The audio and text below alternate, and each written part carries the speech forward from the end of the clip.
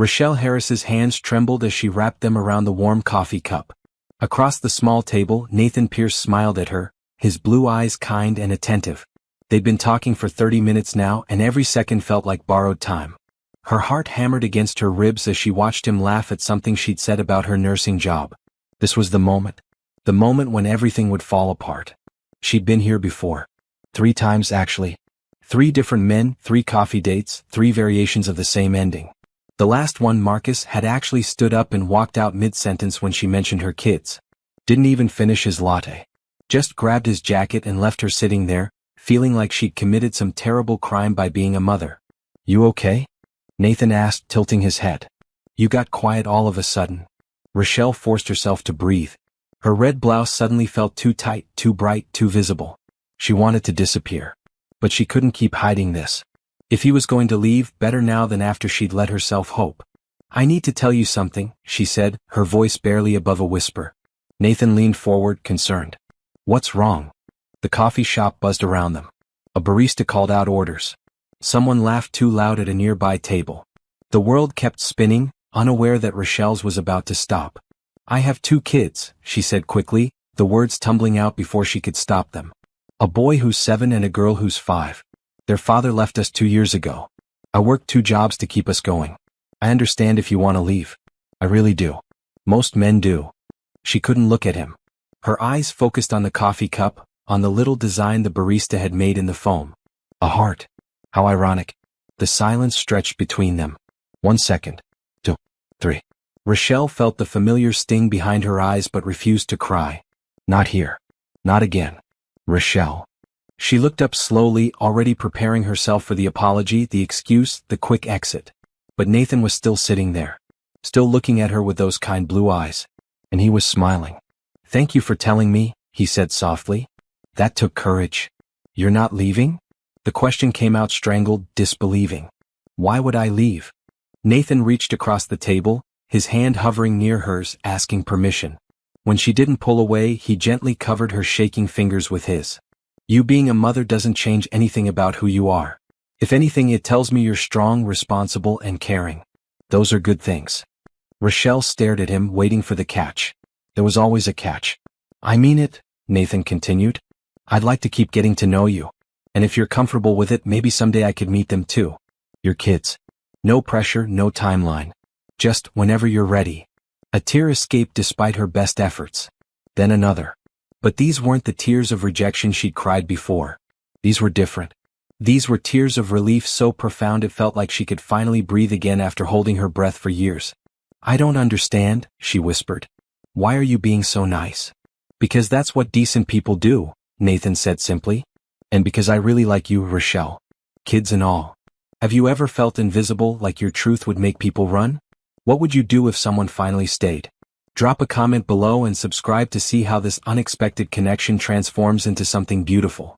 Sometimes the bravest thing we can do is let someone see all of us, even the parts we think might scare them away. The afternoon sunlight streamed through the coffee shop windows, casting golden rectangles across the wooden floor. Rochelle Harris sat in one of those rectangles, feeling exposed and vulnerable in her bright red blouse. She'd chosen it this morning because it made her feel confident, but now she wished she'd worn something less noticeable. Something she could hide in. Nathan Pierce sat across from her, completely at ease in his casual blue button-down shirt and dark jeans. He didn't look like a billionaire. That was one of the things that had surprised her when her friend Tanya had set them up. Tanya worked at Pierce Industries and had been trying to introduce them for months. "He's normal," Tanya had insisted. "Rich, yeah, but like actually normal. Not weird. You'd like him." Rochelle had been skeptical. She'd learned to be skeptical about everything, especially men who seemed too good to be true. But Tanya had worn her down and finally she'd agreed to coffee. Just coffee. Nothing serious. No expectations. Except now she had expectations. 30 minutes of easy conversation had done that. Nathan was funny and self-deprecating. He'd asked about her work as a nurse and actually listened to her answers. He'd laughed at her stories about dealing with difficult patients. He'd been interested in her love of baking, which she did on weekends to make extra money. And that was the problem. She'd started to hope. Started to think maybe this one could be different. But they never were. "So," Nathan said now, his hands still covering hers on the table. "Tell me about them. Your kids. What are their names? Rochelle's throat tightened. He really wasn't leaving. She'd braced herself for rejection, armed herself against disappointment, and now she didn't know how to handle acceptance. Caleb and Sophie, she said quietly. Caleb's 7. He's smart, so smart it scares me sometimes. He reads at a 5th grade level and loves dinosaurs. Sophie is 5. She's pure sunshine. Talks non-stop and wants to be a princess or a scientist, depending on the day. Nathan's smile widened. They sound wonderful. They are. Rochelle's voice grew stronger. They're everything to me. I work at County General during the week and do catering on weekends so I can give them what they need. It's not much, but it's honest work. We're happy. I can tell, Nathan said. The way your whole face lights up when you talk about them. Rochelle wiped at her eyes, embarrassed by the tears. Sorry? I'm not usually like this. It's just, the last few times I told someone I had kids, they couldn't get away fast enough. I was starting to think maybe I should just stop trying to date. Focus on being a mom and nothing else. You shouldn't have to choose, Nathan said firmly. You're allowed to be a mother and still want companionship. Those things aren't mutually exclusive. Try telling that to most men on dating apps. Nathan laughed. Fair point. But I'm not most men. No, Rochelle agreed, studying his face. No, you're not. They sat in comfortable silence for a moment. The coffee shop's music played softly in the background, some acoustic cover of a pop song. Rochelle had stopped shaking. Nathan's hand was warm over hers, steady and reassuring. Can I ask you something? Rochelle said. Anything. Why does Tanya think you need to be set up? You're successful, kind, good-looking. You could probably date anyone you wanted. Nathan's expression turned rueful. You'd think so, wouldn't you? But it turns out being wealthy comes with its own problems. Most people I meet either want something from me or they're intimidated by the money. It's hard to find someone who sees me as just Nathan, you know? Rochelle nodded slowly. She'd been so worried about her own baggage, she hadn't considered that he might have his own. Tanya talks about you all the time, Nathan continued. She says you're genuine, hardworking, and that you tell it like it is. Those are rare qualities. I wanted to meet you because of who you are, not despite anything about your life. Even with 2 kids and a beat-up Honda that broke down last week? Even with all of that, Nathan confirmed. Actually, speaking of your car, how have you been getting around? Rochelle shrugged, trying to seem casual. Buses mostly. It's fine. Takes longer, but it works. What's wrong with the car? Transmission, the mechanic thinks. It's going to cost about $1,500 to fix. I'm saving up, but it'll take a few months. In the meantime, I plan my routes carefully. Nathan was quiet for a moment, his brow furrowed in thought. I could help with that. Rochelle stiffened, pulling her hand back. No. Absolutely not. Why not? Because we just met. Because I don't take money from people. Because it would be weird and uncomfortable and I'd feel like I owed you something. Nathan held up his hands in surrender. Okay. No money. But what if I just drove you places sometimes? As a friend. Friends help each other out, right? Nathan. I'm serious. No strings attached. You need to get to work or pick up your kids, and I have a car that sits in my garage most days anyway. It's practical. Rochelle wanted to refuse. Pride demanded it. She'd been taking care of herself and her children alone for 2 years now. She didn't need charity, even from a kind billionaire who looked at her like she mattered. But then she thought about yesterday. About standing at the bus stop in the rain with grocery bags, Sophie crying because she was tired, Caleb trying to be brave but clearly miserable. About getting home at 8:30 when they should have been home by 6. Just sometimes, she heard herself say. And only if it's actually on your way. Nathan's face broke into a grin. Deal. Actually, where do you live? I can drive you home today if you want. West Side Gardens Apartments. And that's probably way out of your way. Not really. I live in Riverside. That's only 10 minutes from you. Rochelle had seen the houses in Riverside. Calling them houses was generous. They were practically mansions. But Nathan said it so casually, like it was no big deal. Like the gap between them wasn't a canyon. Okay, she said. Thank you. That would actually be really helpful. I have to pick up the kids from my neighbors by 5. Then let's get going. Nathan stood and offered her his hand. I want to hear more about these dinosaur facts and princess scientist ambitions. As they walked to his car, a sleek silver sedan that probably cost more than Rochelle made in 3 years, she felt something unfamiliar blooming in her chest. It took her a moment to recognize it. Hope. Dangerous, fragile hope. Nathan's car smelled like leather and something citrus. The seats were heated, which Rochelle discovered with surprise when he turned them on. She'd never been in a car with heated seats before. Too warm? Nathan asked, noticing her shift. No, it's nice. Just different. They pulled out of the coffee shop parking lot and into afternoon traffic. Rochelle directed him toward the west side, toward the neighborhood where rent was cheap and everyone knew everyone else's business. So, Nathan said as they drove. How long have you been a nurse? 8 years. I got my degree right after high school, worked for a couple years, then had Caleb. Took some time off, went back, had Sophie, took more time off. Now I'm back full-time at County General. Night shift mostly, which means I can be home with the kids during the day. That must be exhausting. Rochelle laughed without humor. You have no idea. I sleep maybe 4 hours a day. But it works. My neighbor, Mrs. Chen, watches them when I need to sleep during the day. She's elderly and likes the company. Her kids moved away, so she kind of adopted mine. And the catering? Weekends. Small parties, family gatherings, that kind of thing. I've always loved baking, and it turns out people will pay decent money for good cake. I made $300 last weekend doing a birthday party. That's almost a whole month of groceries for us. Nathan glanced at her, his expression thoughtful. You're incredibly resourceful. I'm incredibly tired, Rochelle corrected. But what choice do I have? The kids need to eat. They need clothes and school supplies and birthday presents. Their father, Dennis, he sends money sometimes. Emphasis on sometimes. 200 here, 50 there. Nothing regular, nothing I can count on. So I make it work. Where is he? The father. Last I heard, Atlanta. He left when Sophie was 2. Said he wasn't cut out for family life. Just packed a bag one day and left. The divorce was quick. He didn't fight for custody, didn't ask for visitation. Just signed the papers and disappeared. I'm sorry, Nathan said quietly. I'm not.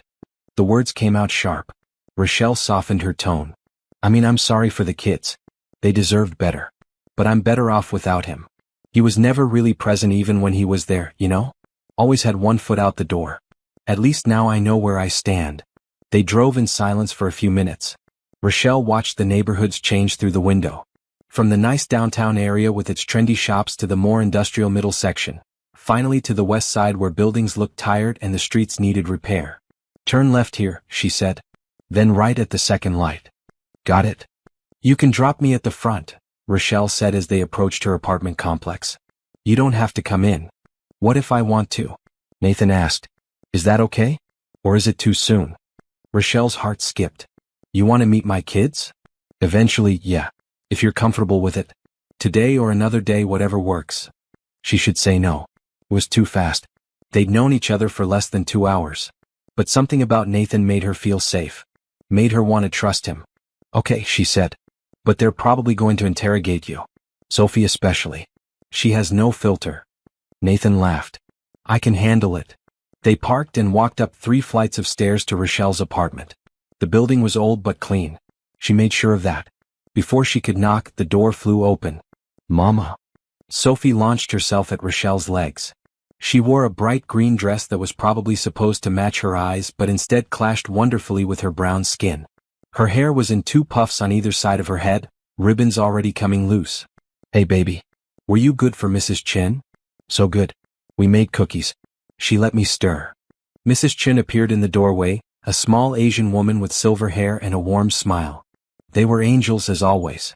Her eyes shifted to Nathan with open curiosity. And who is this? This is my friend Nathan. Nathan, this is Mrs. Chen. My lifesaver. Pleasure to meet you, Nathan said, shaking her hand. Mrs. Chen looked him up and down, then nodded. You have kind eyes. That's good. Rochelle deserves kind eyes. She turned back to Rochelle. Caleb is inside reading. That boy and his books. Thank you so much. I'll come get them in a bit. Take your time. We're having fun. Sophie tugged on Rochelle's hand. Mama, can we have cookies for dinner? No, baby. But maybe one for dessert. Can your friends stay for dinner? Sophie looked up at Nathan with wide eyes. We're having spaghetti. Mama makes really good spaghetti. Nathan looked at Rochelle, eyebrows raised in question. You don't have to, Rochelle said quickly. She invites everyone to everything. Last week she invited the mailman. I'd love to stay for dinner, Nathan said. If that's okay with you. Rochelle hesitated, then nodded. Okay. But it's nothing fancy. Just basic spaghetti and salad. Sounds perfect. Inside Rochelle's apartment, everything was clean but worn. The furniture was second-hand, mismatched but comfortable. Pictures of the kids covered every surface. Caleb sat on the couch, nose buried in a book about velociraptors. He looked up when they entered, his expression cautious. "Caleb, come say hi. This is Nathan." The boy stood slowly, clutching his book. He was tall for 7, with serious eyes and his mother's beautiful features. "Hello." "Hey Caleb. Your mom tells me you're into dinosaurs." "I know everything about dinosaurs," Caleb said matter-of-factly. "Did you know that velociraptors were actually only about the size of a turkey? Movies make them way too big." Nathan smiled. "I didn't know that. That's really cool. Also, they probably had feathers. Scientists found evidence in fossils. So they looked more like giant chickens than lizards."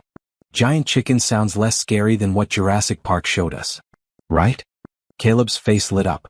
Finally, an adult who got it. "The T-Rex thing where it can't see you if you don't move? That's wrong too." Their vision was actually excellent. As Caleb launched into a detailed explanation of various dinosaur misconceptions, Rochelle headed to the kitchen to start dinner. Nathan followed, listening patiently to Caleb's lecture. "You can sit," Rochelle said, pulling out a pot. "You don't have to help." "I want to help. What can I do?" "You're a guest." "I'm a friend," Nathan corrected. "Friends help. What needs doing?" Rochelle looked at him, really looked at him. He'd taken off his jacket and rolled up his sleeves. He looked completely comfortable in her tiny, dated kitchen. No judgment in his eyes, no pity. Just genuine willingness to help. "You can make the salad," she said. "Stuff's in the fridge." "On it." They worked side by side, Caleb chattering away about dinosaurs while Sophie helped by putting the napkins on the table. When Nathan offered to set the table, Rochelle let him. When he suggested they use real plates instead of paper, she agreed. Small acceptances, but each one felt like a tiny victory over her stubborn independence. Dinner was simple but good. Nathan ate 2 helpings and complimented the sauce. Sophie told him approximately 600 facts about her kindergarten class, including which boys had cooties and why she was going to be a princess scientist. Caleb warmed up enough to show Nathan his dinosaur collection after dinner.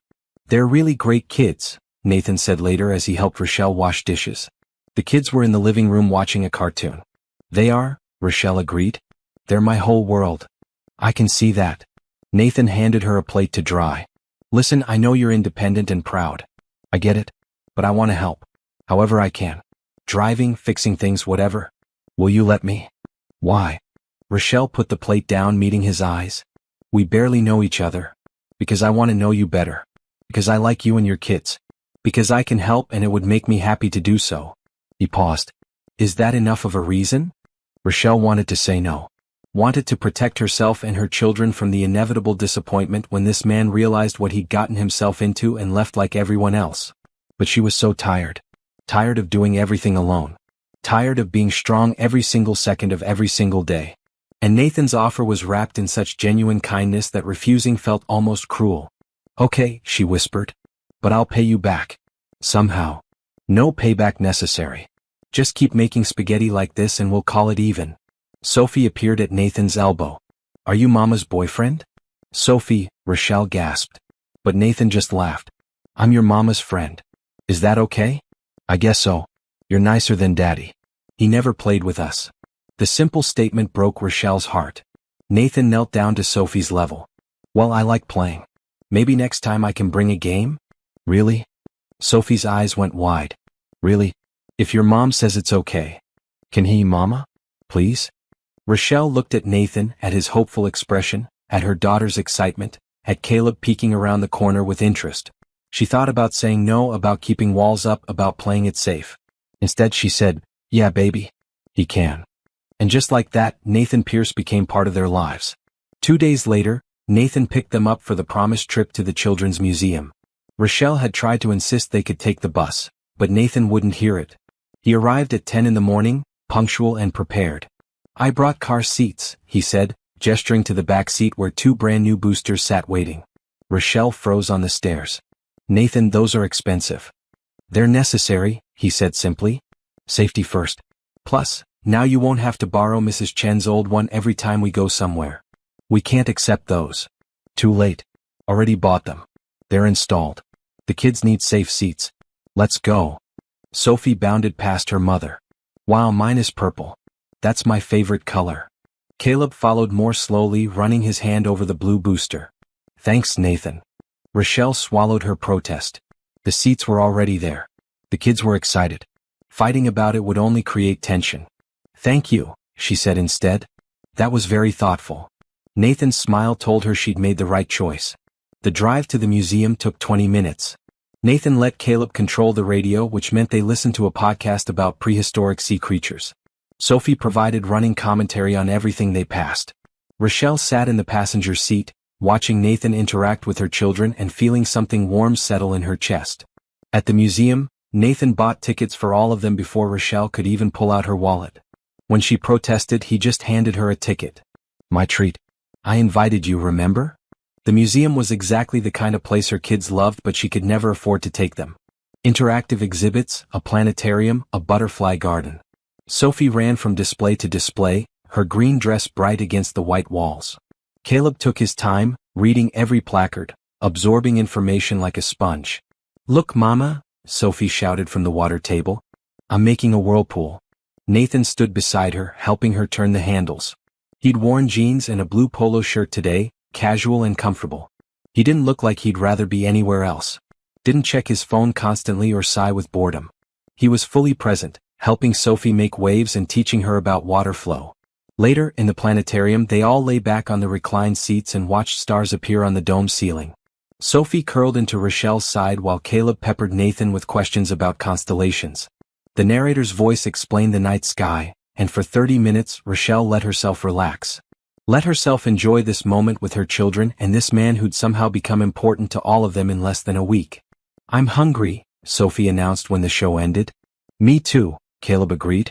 Nathan checked his watch. Lunchtime. There's a family restaurant a few blocks away. Best burgers in the city. Want to try it? Rochelle's budget said no. Her heart said yes. Sure, she heard herself say. That sounds great. The restaurant was busy but welcoming. They got a booth by the window. Sophie insisted on sitting next to Nathan, which meant Caleb slid in next to Rochelle. The kids studied the menu like it was homework. Can I get a cheeseburger? Caleb asked. And fries. Sophie added hopefully. Whatever you want, Nathan said. It's a celebration. What are we celebrating? Sophie asked. New friends. When the food arrived, it was exactly as Nathan promised. The best burgers Rochelle had ever tasted. Sophie ate half of hers and most of Nathan's fries. Caleb finished everything on his plate and asked politely if he could have dessert. Of course, Nathan said. What do you want? Ice cream sundae? Coming right up. Nathan, Rochelle started. You don't have to. I want to, he interrupted gently. Please let me do this. It makes me happy. Sophie leaned against Nathan's arm. You're really nice. I like you. I like you too, Sophie. Will you come to my birthday party? It's in 3 weeks. I'm turning 6. Nathan looked at Rochelle. Am I invited? You don't have to come, Rochelle said quickly. It's just going to be a few kids from her class. Nothing fancy. I'd love to come, Nathan said. What kind of cake are you planning? Princess cake, Sophie announced. Pink and purple with sparkles. Sounds perfect. After lunch, they walked through a nearby park. The kids ran ahead, climbing on playground equipment while Rochelle and Nathan sat on a bench watching them. They're really wonderful, Nathan said. You've done an amazing job with them. Thanks. It's been hard sometimes. Most of the time, actually. But they make it worth it. Can I ask you something personal? Rochelle tensed. Okay. What happened with their father? I know he left. But why? Rochelle was quiet for a moment, watching Sophie go down the slide. Dennis was young when we got married. So was I. 21, both of us. We thought we had it all figured out. Had Caleb right away, bought a house we couldn't afford, lived beyond our means. When the bills started piling up, Dennis got stressed. Started staying out late. Coming home angry. Did he hurt you? Nathan's voice was tight. No. Never physical. But words can hurt too, you know? He'd tell me I was the reason we were broke. That the kids were too expensive. That if we didn't have them, we could have a real life. After Sophie was born, it got worse. He stopped coming home some nights. Then he stopped coming home most nights.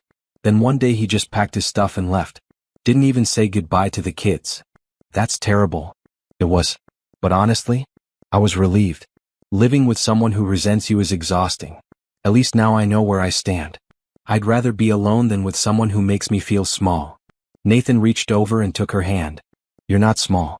You're one of the strongest people I've ever met. I don't feel strong. I feel tired and scared most of the time.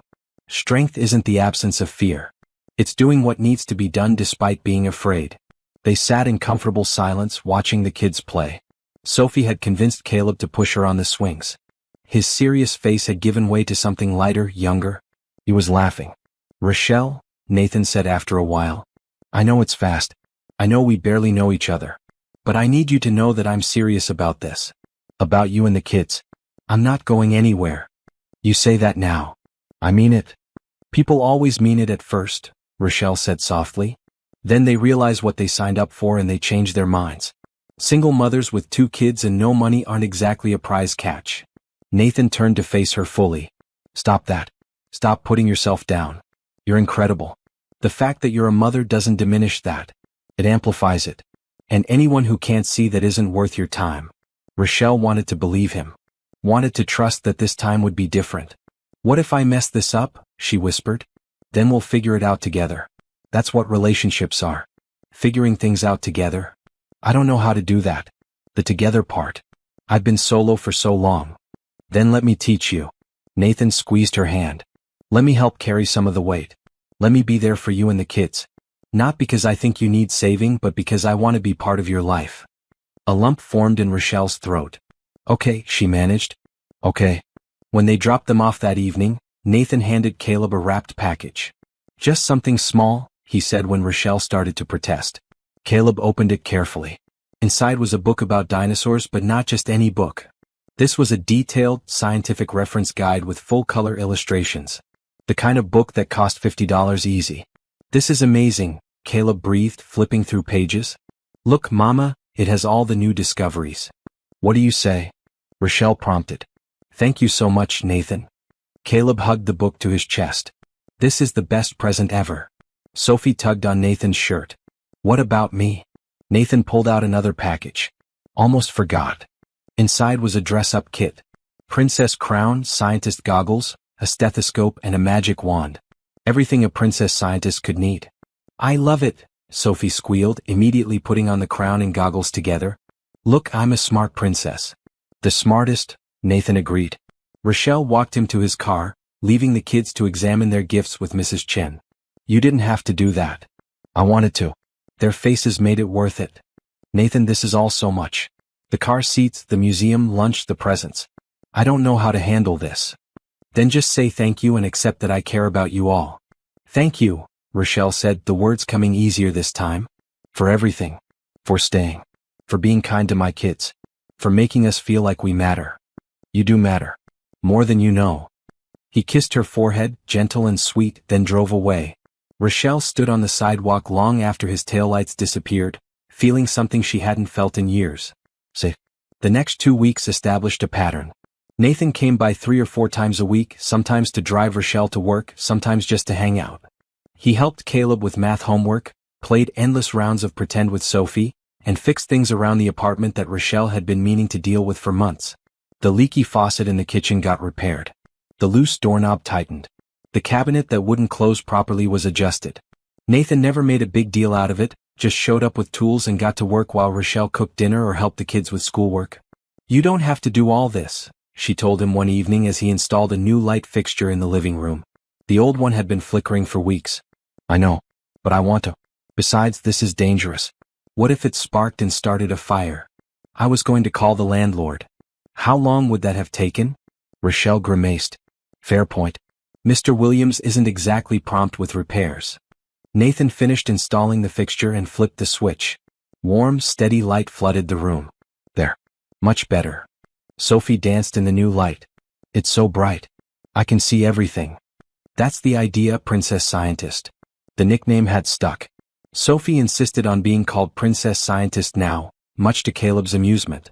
She wore her crown and goggles everywhere, conducting experiments that mostly involved mixing things together to see what happened. On Friday of the second week, Nathan arrived with groceries. Not just a few things but 6 full bags of food. Rochelle stood in the doorway of her apartment, staring at the bags lined up in the hallway. What is all this? Groceries. I was at the store anyway and figured I'd pick up some extra stuff. No big deal. Nathan, this is too much. It's food. You need food. The kids need food. Let me help. Rochelle felt tears prick her eyes. She'd been eating ramen for lunch all week, saving the good food for the kids. Her paycheck was still 3 days away and her account balance was in the single digits. These groceries meant she could eat properly. Meant the kids could have variety.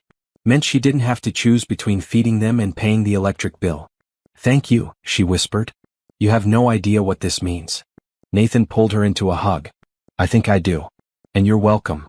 They put the groceries away together, Caleb and Sophie helping in their own enthusiastic but not particularly efficient way. Fresh fruit, vegetables, real meat instead of the cheapest cuts, milk, eggs, bread. Basic things that felt like luxuries when money was tight. That night, Rochelle made a proper meal. Baked chicken, roasted vegetables, rice. They ate together at her small table, Nathan fitting in like he'd always been there. After dinner they watched a movie. Some animated thing about talking animals. Sophie fell asleep against Nathan's shoulder halfway through. She's out, Nathan whispered. Rochelle looked over at her daughter, peaceful and content. She really loves you. I love her too. Both of them. And you. The words hung in the air. Rochelle's breath caught. Nathan. Too soon? He asked, still whispering so as not to wake Sophie. Maybe. I don't know. I want to believe you. I do. But I'm scared. I understand. Take all the time you need. I'll still be here. The following week, Nathan offered to take Rochelle car shopping. Her Honda was officially dead. The mechanic had called with the bad news. The transmission repair would cost more than the car was worth. It wasn't worth fixing.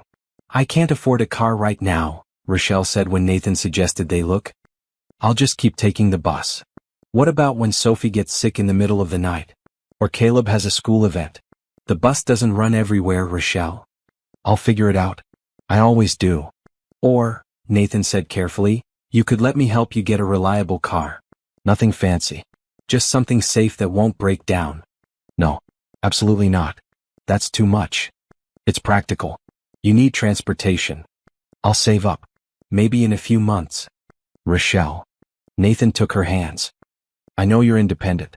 I know you're proud. But sometimes accepting help isn't weakness. It's wisdom. Let me do this. Please. I can't pay you back. I'm not asking you to. But I'll feel like I owe you. You don't owe me anything. I'm offering because I care about you and because I have the means to help. That's all. Rochelle wrestled with her pride, with her fear of being indebted, with her worry that accepting would mean losing control. But then she thought about yesterday, when Sophie had woken up with a fever and Rochelle had to choose between calling in sick to work or leaving her with Mrs. Chen despite being ill. Thought about how much easier a car would make everything. Okay, she said finally. But something used. Something reasonable. And I want to pay you back even if it takes forever. Deal. They went car shopping that Saturday. Nathan insisted on bringing a mechanic friend to check over any potential purchases. They looked at 4 cars before finding the right one. A 3-year-old sedan with low mileage, good safety ratings, and a price that made Rochelle wince but Nathan deemed reasonable. It's perfect, he said. Reliable, safe, won't cost much in maintenance. It's $12,000. It's an investment in your safety and convenience. Nathan. He took her aside, away from the salesperson. Listen to me. I know this is hard for you.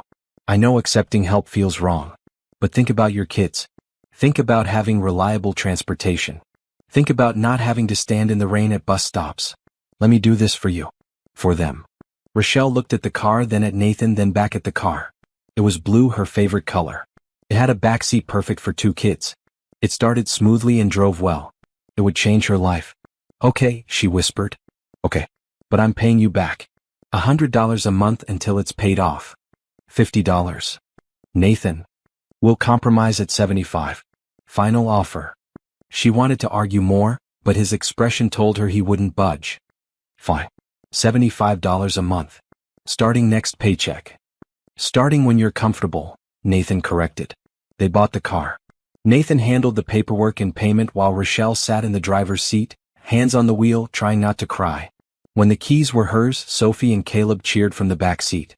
Our car, Sophie sang. We have a car. Say thank you to Nathan, Rochelle reminded them. Thank you, they chorused. You're welcome, guys. Take care of your mom, okay? Make sure she doesn't work too hard. That evening, Rochelle drove herself home. Nathan followed in his car to make sure she got there safely. When they arrived at her apartment complex, she turned to him with tears streaming down her face. "Thank you," she said. "I don't know how else to say it. Just thank you." Nathan wiped her tears with his thumb. "You would do the same for someone if you could. That's who you are. Kind, generous, caring. Let someone be those things for you too." "I'm trying. It's hard. I know. But you're doing great." Are you finding this story touching? Have you ever struggled with accepting help from someone who truly cares? This is just the beginning of Rochelle and Nathan's journey. Hit subscribe and drop a comment about a time someone's kindness changed your life. Sometimes letting people help us is the bravest thing we can do. Everything changed on a Tuesday afternoon. Rochelle was at work when she got the text from Mrs. Chin. "Man here says he's the children's father. What should I do?" Her heart stopped. Dennis. After 2 years of silence, Dennis was back. She called Mrs. Chin immediately. "Don't let him take them anywhere. I'm leaving work now. He's just sitting in the hallway. Says he wants to talk to you. Keep the kids inside. I'll be there in 20 minutes. Rochelle lied to her supervisor about a family emergency, which technically wasn't a lie, and rushed home. Her new car made the trip faster, but every minute felt like an hour. What did Dennis want? Why now? What would she tell the kids? When she arrived, she found Dennis sitting on the stairs outside her apartment. He looked different. Older, thinner, wearing wrinkled clothes that hung loose on his frame. But it was definitely him.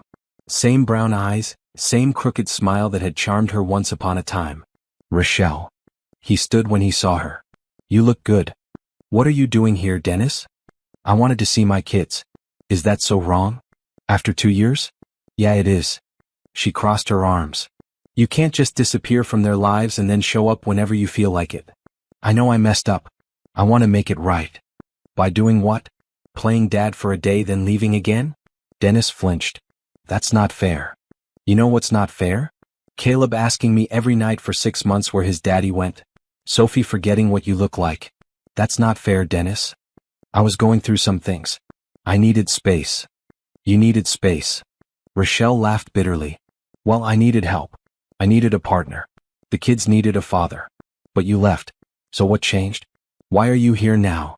Dennis shifted uncomfortably. "I heard you had a new man. Thought maybe it was time I stepped up. Be a real father." Rochelle's stomach dropped. "How do you know about Nathan?" "Facebook. Your friend Tanya posts pictures. Saw some guy with my kids." "Your kids?" Anger flared hot in her chest. "They stopped being your kids when you abandoned them. Nathan's been more of a father to them in 3 weeks than you were in 5 years. So it's true then. You replaced me." "I didn't replace you. You left. Nathan is someone who actually wants to be in our lives. Someone who shows up. Someone who cares." "I care," Dennis insisted. "Then where were you? Where were you when Sophie had pneumonia and I spent 3 days in the hospital with her? Where were you when Caleb needed surgery to remove his tonsils? Where were you for birthdays, Christmas, any of it?" Dennis looked away. "I sent money. Twice in 2 years. $400 total. That barely covered a month of groceries. I didn't have much. I was figuring things out. While I was working 2 jobs and raising our children alone." Rochelle's voice cracked. "You don't get to come back now and act like you care. You lost that right. I want to see them." "Why?" "Because they're mine." "No," Rochelle said firmly. "They're mine. I'm the one who's been here. I'm the one who wipes their tears and helps with homework and makes sure they know they're loved. You're just a stranger who shares their DNA." Dennis's face hardened.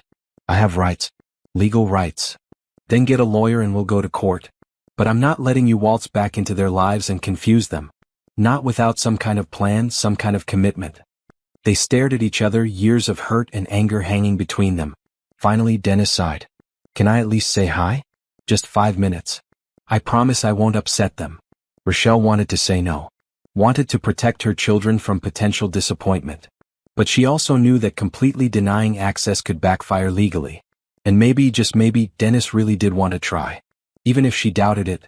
5 minutes, she said. Supervised. "And if you make them cry, you leave immediately." They went inside. The kids were playing in the living room, building something elaborate with blocks. They looked up when Rochelle entered, then froze when they saw Dennis. "Hey guys," Dennis said awkwardly. "Remember me?" Sophie hid behind Caleb. Caleb just stared. "You're our dad," he said flatly. The one who left. Dennis flinched. Yeah. I'm sorry about that. I made mistakes. Why are you here? Caleb asked. Still flat, emotionless. Protective. I wanted to see you. See how you're doing. We're fine, Caleb said. We have Nathan now. I heard about Nathan. That's good. But I'm still your dad. You weren't acting like it, Caleb replied. At 7 years old, his words carried devastating truth. Dennis tried to smile. You're right. But I want to change that. Can I visit sometimes? Maybe take you to the park? Sophie peeked out from behind her brother. Will you leave again? No, baby girl. I won't leave. Promise. Dennis hesitated, and in that hesitation Rochelle saw the truth. He couldn't promise. Didn't even know if he'd follow through on today, let alone tomorrow. He has to go, Rochelle said, stepping between Dennis and the children. Say goodbye. But you said 5 minutes. And it's been 5 minutes? Goodbye, Dennis. She walked him to the door. He looked back at the kids one more time, something like regret crossing his face. I really am sorry, Ro. Then prove it. Be consistent. Show up. But don't make promises you can't keep. They've been hurt enough. After Dennis left, Rochelle gathered both kids into her arms. They were quiet, processing. Finally, Caleb spoke. Is he coming back? I don't know, baby. Maybe. I don't want him to, Sophie said. He left us. Nathan doesn't leave us. Nathan's different, Rochelle agreed. Will you make Daddy go away if he tries to come back? I'll protect you. That's my job. Always. That evening, Nathan came over as planned. He took one look at Rochelle's face and knew something was wrong. After the kids went to bed, she told him everything. I'm sorry, Nathan said, pulling her close. That must have been hard. I'm so angry. And scared. What if he tries to take them? What if he goes to court? Then we'll deal with it. We'll get you the best lawyer. We'll fight. We, Nathan confirmed. I'm not going anywhere, Rochelle. Dennis showing up doesn't change that. If anything, it makes me more certain. Those kids need stability. You all do. And I want to be that for you. What if he makes trouble? Then we handle it together. You're not alone anymore. Rochelle let herself cry, let Nathan hold her, let him comfort her. She was tired of being strong every second. Tired of handling everything solo. Having someone to lean on felt like coming up for air after being underwater too long. Thank you, she whispered against his chest. Always. 2 weeks after Dennis's appearance, things took another turn. Rochelle came home from her night shift to find an envelope taped to her door.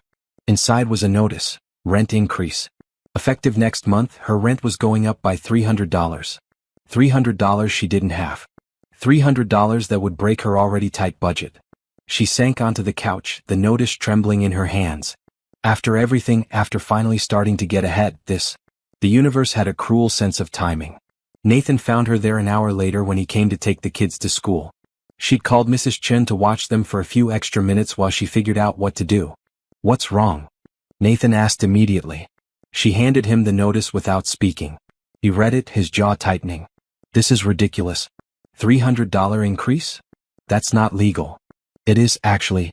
A month to month. He can raise it whenever he wants with 30 days notice. But $300? I know. I can't afford it. Rochelle's voice was hollow. I've been looking at my budget all morning. There's no room. Even with both jobs, I can't make it work. Then you'll move. To where? This was the cheapest place I could find in a safe neighborhood.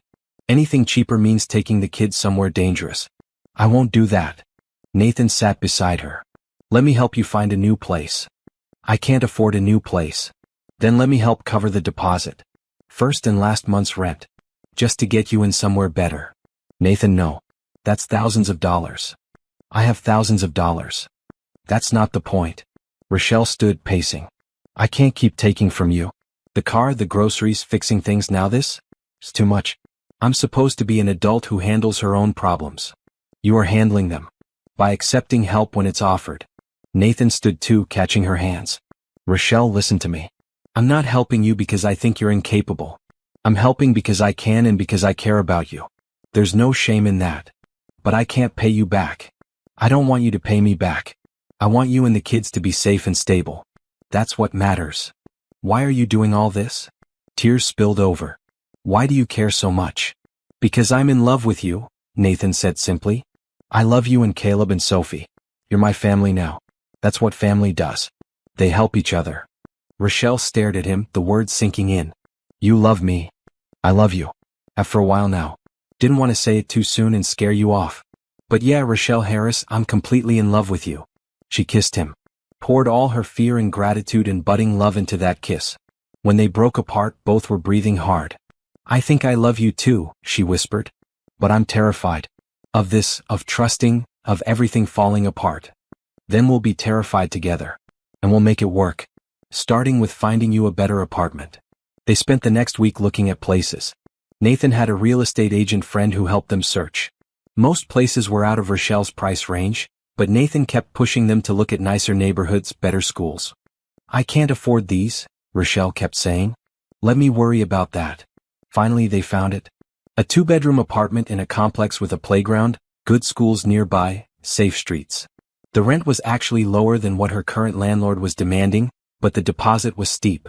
$3,000 for first month, last month, and security. I don't have that kind of money, Rochelle said, even though she loved the place. But I do. Nathan pulled out his checkbook. Consider it an investment in my future family. Nathan. Rochelle. He took her hands. I know this is hard for you. I know you want to do everything yourself.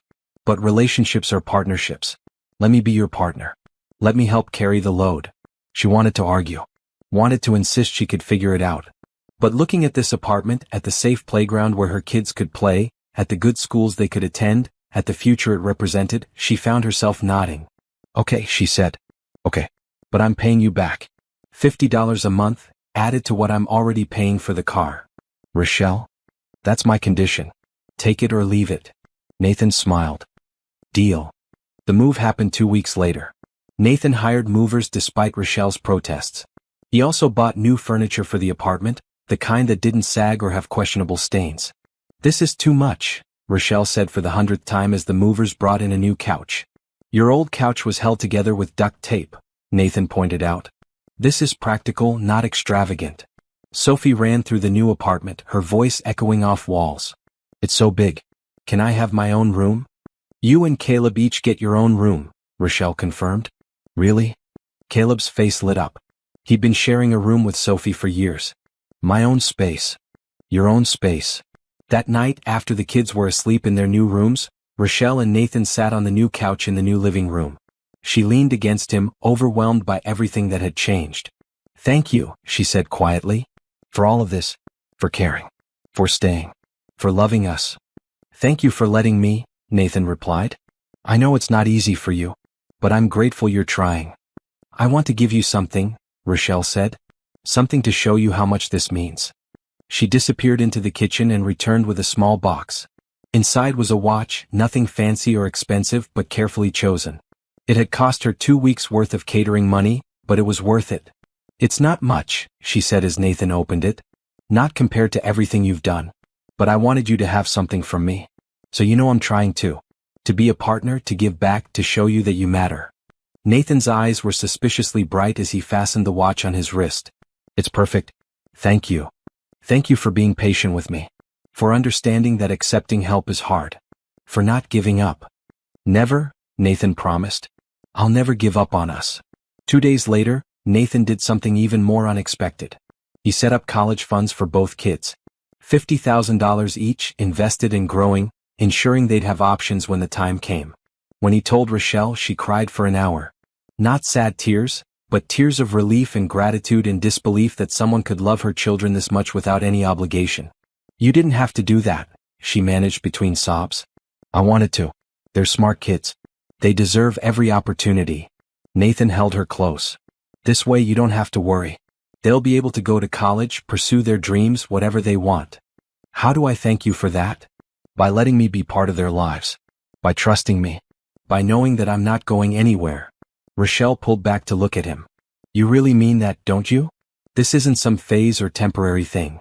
This is forever, Rochelle. You, me, Caleb, Sophie. That's my family now. I'm all in. She believed him. Finally, completely, she believed him. 3 months into their relationship, Nathan invited Rochelle and the kids to a charity gala. His company was sponsoring the event and he wanted them there. I don't know, Rochelle said when he first mentioned it. That's your world. Black tie events, rich people. I'd stick out like a sore thumb. You'd fit in perfectly, Nathan countered. And I want to show you off. Show everyone the amazing woman I'm lucky enough to be with. I don't have anything to wear to something like that. Then we'll get you something. My treat. Nathan. Before you argue, consider this. I have to go to this event. It's work-related. But going alone sounds boring. Going with you sounds fun. Let me make it fun. Sophie overheard the conversation. A fancy party? Can I wear a princess dress? The fanciest princess dress we can find, Nathan promised. What about me? Caleb asked. Suit and tie. Very grown up. Caleb's eyes widened. Really? Really? That's how Rochelle found herself in a boutique the following Saturday, trying on evening gowns while Nathan watched from a chair, offering opinions. She'd never spent this much time or money on clothes in her life. That one, Nathan said when she emerged in a floor-length maroon dress. That's the one. Rochelle looked at herself in the mirror. The dress fit perfectly, elegant without being overly fancy. She looked like she belonged in his world. It's expensive, she said, checking the tag and wincing. It's perfect, Nathan corrected. And you're worth every penny. Sophie got her princess dress, a sparkly blue creation that made her squeal with delight. Caleb got a suit that made him stand taller, more confident. They looked like a family getting ready for something special. The night of the gala, Rochelle was a bundle of nerves. She'd done her hair and makeup carefully, wanting to look right. Nathan arrived to pick them up looking devastating in his tuxedo, but it was his expression when he saw her that made her feel beautiful. Wow, he breathed. You're stunning. You clean up pretty nice yourself. The venue was a grand hotel downtown. Chandeliers hung from the ceiling. People in expensive clothes mingled with champagne glasses. Rochelle felt out of place immediately, but Nathan kept his hand on the small of her back, grounding her. Nathan. A tall woman in a silver dress approached them. So glad you could make it. Patricia, this is Rochelle Harris and her children, Caleb and Sophie. Everyone, this is my mother, Patricia Pierce. Rochelle's stomach dropped. His mother. He hadn't mentioned his mother would be here. But Patricia's smile was warm and genuine. It's so wonderful to finally meet you. Nathan talks about you constantly. And these must be the famous dinosaur expert and princess scientist. Caleb straightened. I know everything about dinosaurs. Then you'll have to tell me your favorite. Mine is the Triceratops. That's a good one. But mine is the Ankylosaurus. It had armor and a club tail for defense. Patricia listened intently as Caleb explained Ankylosaurus anatomy. She complimented Sophie's dress and asked her about her scientific experiments. She treated them all like they mattered, like they were important. Your family is lovely, Patricia said to Nathan later. I'm so happy for you. They're pretty great, Nathan agreed, looking at Rochelle with such open affection that she felt her face heat. Throughout the evening, Nathan introduced them to his friends and colleagues. Each time he included all three of them, made them part of his world. People were kind, welcoming. No one looked down on Rochelle or the kids. Several people even sought her out to talk, interested in her nursing work and her catering business. You should expand your catering, one woman said. I'd hire you in a heartbeat. Do you have a website? Not yet. It's just a side thing right now. Well, if you ever want to grow it, let me know. I'm always looking for good vendors for company events. By the end of the night, Rochelle had 3 potential catering clients and a dozen compliments on her dress. Sophie had fallen asleep in Nathan's arms, her princess crown slightly askew. Caleb walked beside them, trying not to yawn but clearly exhausted. In the car on the way home, Nathan glanced over at her. Have fun. Actually, yes. I was terrified at first, but everyone was so nice. Told you. You fit in perfectly. Your mom is wonderful. She loves you. Told me to hold on to you, that women like you don't come around often. Rochelle smiled. I like her too. And I'm glad I went. Thank you for including us. Always. You're part of my life now. That means including you in everything. When they got home, Nathan helped carry the sleeping kids up to their rooms. He tucked Sophie in, crown and all, and made sure Caleb was settled. Then he joined Rochelle in the living room. Thank you for tonight, she said. For making us feel like we belonged. You do belong. In my life, in my world, everywhere. He pulled her close. I meant what I said earlier. You're my family now. All 3 of you. I know. I believe you. Good. Because I have something to ask you, but I want to wait until the timing is right. What kind of something? Nathan smiled mysteriously. You'll find out. Soon. Everything changed 3 days later. Nathan got a call during breakfast at Rochelle's apartment. His face went pale as he listened, and Rochelle knew immediately something was seriously wrong. "I have to go," he said, ending the call. "I'm sorry. There's an emergency at work." "What happened?" "Major client pulled out of a huge deal. It's going to cost the company millions if I can't fix it." "Millions?" Rochelle's eyes widened. "Yeah. I need to go handle this. Can we do dinner later?" "Of course.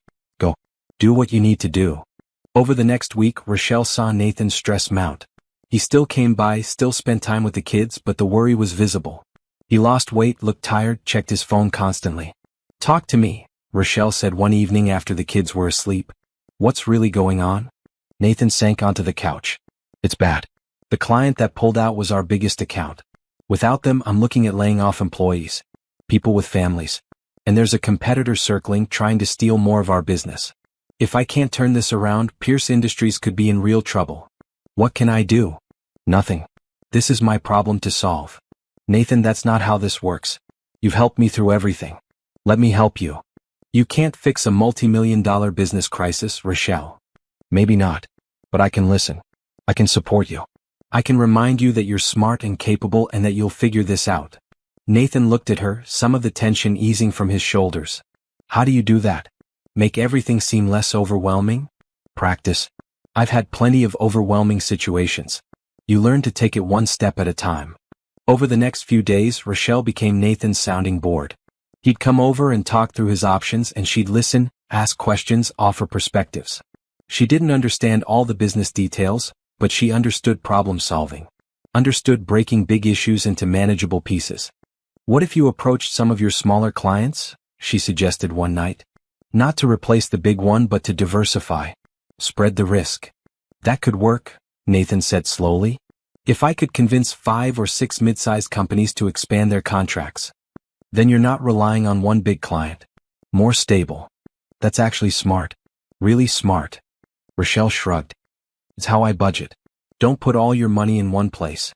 Have backups for your backups." The kids helped too in their own way. Caleb made Nathan a feel-better card with drawings of dinosaurs and encouraging words. Sophie presented him with a macaroni necklace she'd made at school. "For good luck," she said seriously. "Princesses always need good luck jewelry." Nathan wore the necklace to his next business meeting. When Rochelle raised an eyebrow, he just smiled. She said it was for good luck. "I'm not taking any chances." 2 weeks into the crisis, things started turning around. Nathan's strategy of approaching smaller clients worked. He secured 3 new contracts and expanded 2 existing ones. Not enough to completely replace the lost revenue, but enough to keep the company stable. "You saved my business," Nathan told Rochelle one evening. "That idea about diversifying, it worked. We're going to be okay." "You saved your business," Rochelle corrected. "I just reminded you of something you already knew. You're the one who did the hard work." "Still, having you there, supporting me, it made all the difference. Usually when things get tough, I face them alone. Having you by my side changed everything." "That's what partners do," Rochelle said. "They show up for each other." Nathan pulled her into his arms. "I want to ask you something. I was going to wait, but after all this, after you standing by me through the worst time in my business career, I can't wait any longer." "Ask me what?" He dropped to one knee. Rochelle's breath caught. "I don't have a ring yet," Nathan said.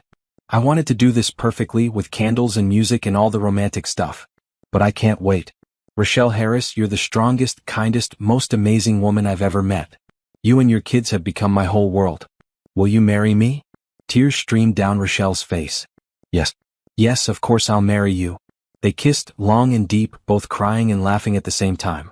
When they finally broke apart, Sophie was standing in the doorway in her pajamas, eyes wide. "Did you ask Mama to marry you?" "I did," Nathan confirmed. "Does that mean you'll be our daddy?" Nathan looked at Rochelle, who nodded. He turned back to Sophie. "If that's okay with you." Sophie launched herself at him, wrapping her arms around his neck. "Yes, yes, yes, yes. I want you to be our daddy." Caleb appeared behind his sister, rubbing sleep from his eyes. "What's going on?" "Nathan asked me to marry him," Rochelle said. "Which means he'll officially be part of our family." Caleb was quiet for a moment, processing. Then he smiled, a real smile that lit up his whole face. "Cool. Can I still call you Nathan, or should I call you Dad?" Whatever you're comfortable with, Nathan said. No pressure. I think maybe Dad. If that's okay. That's more than okay. That's perfect. They spent the rest of the evening talking about the future, about the wedding, about what it would mean to be a real family. The kids finally went back to bed around midnight, excited and happy. I can't believe this is happening, Rochelle said when they were alone again. 6 months ago, I was sure I'd be alone forever. Now I'm getting married. Not just getting married, Nathan corrected. Building a life. Together. You, me, Caleb, Sophie. A real family. A real family, Rochelle echoed. I like the sound of that. 3 days after the proposal, Nathan took all three of them back to the coffee shop where he and Rochelle had first met. The place was decorated with flowers, and their favorite table by the window was reserved with a handwritten sign. What's all this? Rochelle asked as they sat down. I told you I wanted to do the proposal right. With romance and planning. So consider this the official version. Nathan dropped to one knee again, this time pulling out a small velvet box. Inside was a ring, elegant and beautiful without being ostentatious. It fit Rochelle's style perfectly. Rochelle Harris, will you marry me? I already said yes, she laughed through her tears. Say it again. Let me hear it. Yes. 1,000 times yes. Nathan slipped the ring onto her finger, and the coffee shop erupted in applause. Rochelle looked around to see that several of their friends had been hiding at nearby tables. Tanya, Patricia, Mrs. Chin, even a few of Rochelle's nursing colleagues. You planned this, Rochelle said.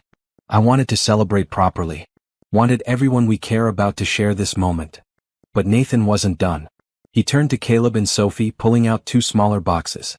Inside each was a silver bracelet, child-sized but elegant. Caleb, Sophie, I have a question for you too. I love your mom very much. But I also love both of you. You're not just part of a package deal.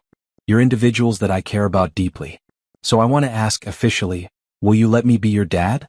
Will you let me be part of your family? Sophie didn't hesitate. Yes. You're already our dad in my heart. Caleb took longer, his serious face thoughtful. Will you promise not to leave? Like really promise? Because promises are important. I promise, Nathan said solemnly. I will never leave you. Not for any reason. I'm here to stay. Then yes, you can be our dad. Nathan hugged them both, and if his eyes were wet, no one mentioned it. Rochelle watched the man she loved embrace her children, watched them become a family right there in the coffee shop where everything had started. Patricia approached with champagne for the adults and sparkling cider for the kids. A toast, she said, raising her glass. To new beginnings, to love that chooses to stay, and to the beautiful family my son has been blessed to join. Welcome to the Pierce family, all of you. They clinked glasses and celebrated. Mrs. Chin cried happy tears. Tanya kept saying, I told you so, until Rochelle hugged her to make her stop. The kids showed everyone their bracelets, proud and excited. Later, after most people had left, just the immediate family remained. Nathan held Rochelle's hand, their rings catching the light. Have you thought about when? He asked. For the wedding. Soon, Rochelle said. I don't want to wait. We've waited long enough. How soon? 2 months? Is that crazy? Not crazy. Perfect. They started planning right there, bouncing ideas off each other. Small ceremony, close friends and family only. Maybe in a garden somewhere beautiful. Nothing extravagant but meaningful. I want the kids involved, Rochelle said. This isn't just about us. It's about all of us becoming a family. Agreed. Caleb can be my best man. Sophie can be your maid of honor. Really? Sophie's eyes went huge. I can be in the wedding? Of course. It's your family too. Over the next few weeks, they planned the wedding together. Patricia helped Rochelle find the perfect dress, a simple but elegant gown in cream that made her feel beautiful. Caleb's suit matched Nathan's. Sophie's dress was the blue one from the gala, because she insisted that was her lucky princess dress and nothing else would do. The guest list stayed small. Close friends, family, a few colleagues. They rented a garden venue, perfect for a spring ceremony. Everything came together with surprising ease. 3 days before the wedding, Dennis called. Rochelle almost didn't answer, but something made her pick up. I heard you're getting married, he said without preamble. Yes. To Nathan. The rich guy. The good guy, Rochelle corrected. The one who shows up. The one the kids love. Dennis was quiet for a moment. I'm happy for you. Really. And I'm sorry. For everything I put you through. Thank you. Would it be okay if I came? To the wedding? I won't cause problems. I want to show my support. Show the kids I'm trying to be better. Rochelle's first instinct was no. But then she thought about Caleb and Sophie, about how they'd asked Dennis to come to school events. About how they were slowly building a relationship with their biological father, even if it would never be what it should have been. You can come, she said. But Nathan walks me down the aisle. You're a guest, nothing more. I understand. Thank you, Rochelle, for giving me this chance. When she told Nathan about the conversation, he took it in stride. If you're comfortable with it, I am. The kids deserve to have their father there if they want him. You're their father, Rochelle said firmly. He's just Dennis. Still, if it's important to them, he should be there. The wedding day dawned sunny and perfect. Rochelle stood in the bridal suite, Patricia fussing with her dress while Tanya fixed her hair. Sophie sat nearby in her blue princess dress, swinging her legs and humming. You look beautiful, Patricia said, stepping back. My son is a lucky man. I'm the lucky one. You're both lucky, Patricia corrected. That's how good relationships work. Mutual luck. There was a knock on the door. Mrs. Chin poked her head in. 5 minutes. Everyone's ready. Rochelle's heart raced. This was it. The moment everything changed officially. The moment they became a legal family. The ceremony was perfect. Caleb and Sophie walked down the aisle first, serious and proud. Then Rochelle, escorted by Tanya since her own parents had passed years ago. Nathan waited at the altar, his face reflecting every emotion she felt. The officiant spoke about love, commitment, and family. About choosing to show up every day. About building something lasting through kindness and patience. When it was time for vows, Nathan went first. Rochelle, 6 months ago you told me you had 2 kids and waited for me to leave. I stayed because leaving never crossed my mind. You are the strongest person I know. You've taught me about real courage, about sacrifice, about unconditional love. I promise to support you, to help carry the weight, to show up every single day for you and our children. I promise to be the partner you deserve. Rochelle's turn. Nathan, you stayed when everyone else left. You saw my life, all the complications and struggles, and you didn't run. You helped without making me feel small. You loved my kids like they were yours before we were even together. You showed me that accepting help isn't weakness, it's trust. I promise to let you in, to trust you, to build this life together as true partners. They exchanged rings, the officiant pronounced them married, and they kissed while everyone cheered. Caleb and Sophie rushed forward, and suddenly it was a family hug, all 4 of them wrapped together. At the reception, Dennis approached quietly. Congratulations. You look happy. I am happy. He's good to you? To the kids. The best. Good. That's good. Dennis paused. I know I don't deserve a relationship with them, but if you'd let me keep trying, keep showing up, I'd like that. Rochelle looked at Nathan, who nodded. We can work something out. Supervised visits, regular schedule. But you have to be consistent, Dennis. No more disappearing. I will be. I promise. Later, Nathan and Rochelle had their first dance as husband and wife. The song was perfect, not too slow but romantic. Halfway through, they invited Caleb and Sophie to join them. The 4 of them danced together, a family in every way that mattered. Happy? Nathan asked, his arms around all 3 of them. So happy, Rochelle confirmed. This is everything I never knew I needed. Same here. You saved me, you know. From a life that looked successful but felt empty. We saved each other. Yeah, Nathan agreed. We really did. The honeymoon was short, just a long weekend at a beach resort. Nathan wanted to take them somewhere exotic, but Rochelle insisted on something simple. She'd never been to the beach and neither had the kids. Watching Caleb and Sophie experience the ocean for the first time was worth more than any fancy vacation. They played in the waves, built sandcastles, collected shells. Sophie declared herself a mermaid princess scientist. Caleb found interesting rocks and explained their geological composition. At night, after the kids were asleep in the adjoining room, Nathan and Rochelle sat on their balcony overlooking the ocean. What are you thinking about? Nathan asked. How different my life is now. A year ago, I was barely holding it together. Working myself to exhaustion, worried about every bill, afraid I'd never be able to give my kids anything more than just survival. Now look at us. Married, stable, happy. It feels like a dream. It's not a dream. It's real. It's what you deserve. What we all deserve, Rochelle corrected. You included. You work so hard, put so much pressure on yourself. Not as hard as you've worked. I had advantages, resources. You built everything from nothing. And now we build together. When they returned home, Nathan had a surprise. The company crisis had fully resolved, and Pierce Industries was thriving again. The diversification strategy had worked so well that profits were actually up from the previous year. "I want to do something," Nathan said. "Something meaningful." "What did you have it in mind?" "A foundation. To help single parents. Provide resources, education, childcare assistance. Things that would have made your life easier. What do you think?" Rochelle's eyes filled with tears. "I think that's beautiful. Really beautiful. I want you to run it. You know what people need, what would actually help. Between your nursing and catering, you understand working mothers. You'd be perfect. But I'm not qualified to run a foundation. You're more qualified than anyone. You've lived it. And I'll be there to handle the business side. We'll do it together." The Harris Pierce Foundation launched 6 months later. Rochelle quit her night nursing shifts to focus on it full-time, though she kept catering on weekends because she loved it. The foundation provided grants to single parents, funded childcare programs, and offered job training. Their first year they helped 300 families. Seeing other parents get the support she desperately needed made every long day worthwhile. Caleb thrived in his new school. His teachers said he was gifted, recommended advanced programs. Nathan made sure he had every opportunity, but Caleb remained the same humble, curious kid he'd always been. Just now he had someone to share his dinosaur facts with at dinner every night. Sophie continued being a princess scientist, though now she had a lab coat to go with her crown.